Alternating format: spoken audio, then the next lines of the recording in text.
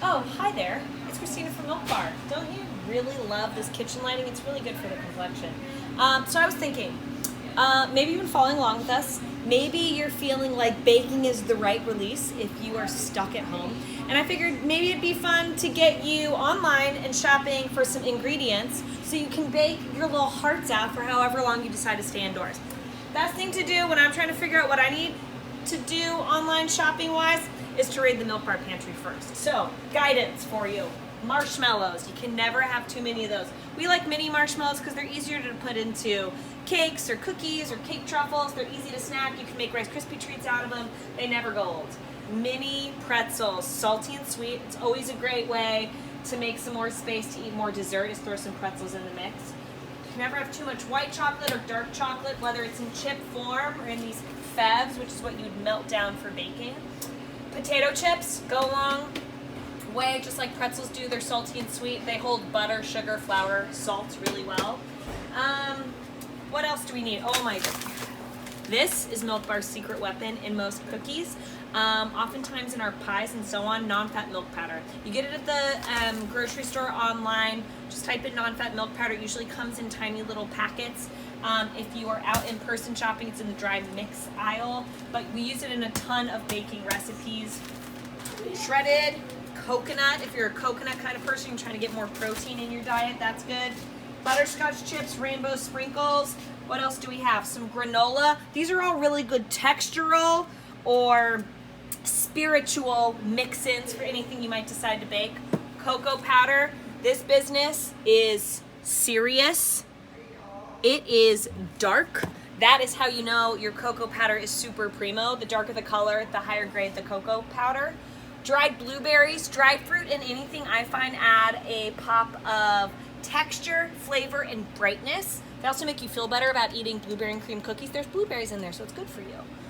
What else do we need? Ooh, sweet condensed milk. Obviously get a slightly smaller can than this guy. They're great in Millionaire's bars. Honestly, anything you pour sweet and condensed milk over and bake in the oven, you can cut into a bar cookie. I'll tell you a little bit more about that later. Listen, y'all. Never underestimate the power of salt. We like to use kosher salt. It's different than table salt that you probably have in your home. It's less salty in a seawater way. We use kosher salt in every single one of our recipes.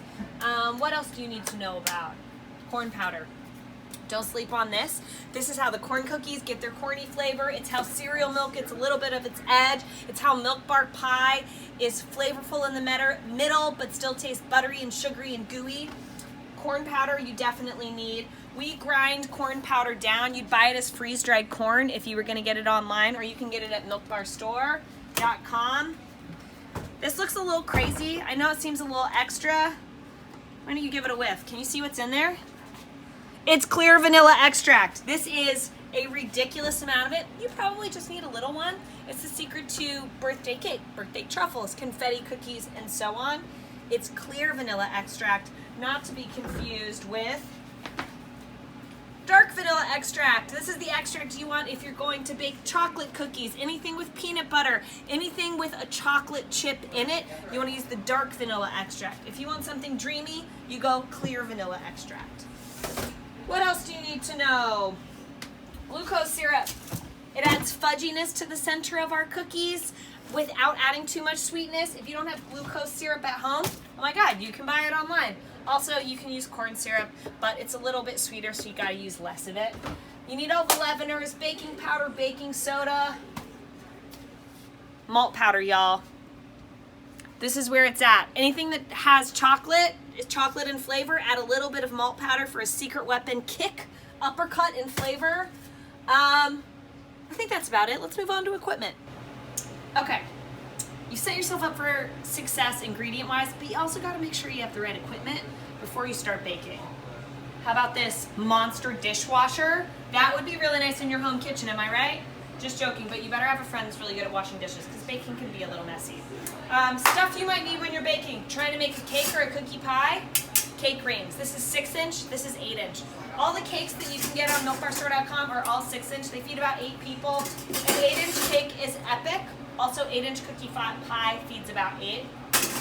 We have a lot of storage tubs that we like to use. Don't underestimate the power of having too many baking pans. Something that's nice and heavy bottomed at the bottom that doesn't warp a ton is going to make sure that anything you bake on it bakes evenly, whether that's cake or cookies. A dough hook. Just joking. You probably aren't baking bread at home. Maybe you are. Hand sink, that's key. Just joking. Plenty of mixing bowls, storage containers, scoops, y'all. Never underestimate the power of a cookie scoop. It's not just for making cookies, though it will make your cookies even in size and shape and spreadability. We use these suckers for cake truffles, for anything that we're portioning out that we want to be equal in size and shape. It makes all of your baked goods look super professional. The spoon, the spoon. We buy cheap spoons and then we bend them. And that is how we spread all of our frostings and fillings for our cakes evenly across the surface. This is a great tool. You don't need the fancy offset spatula. You need like a 25-cent spoon, and you bend it until it is nice and spread evenly. Whisks are nice to have. They help the incorporation of things. Acetate. Acetate, acetate. This flimsy piece of plastic that's super loud, we use to build our cakes in. That ensures that we have a nice smooth edge when we pull the acetate off for our cakes, because we don't frost the sides of them. What else? Spatulas, spatulas, spatulas for days. You can get this size, you can get this size, you can get this size. These are your friends in the kitchen. They help clean up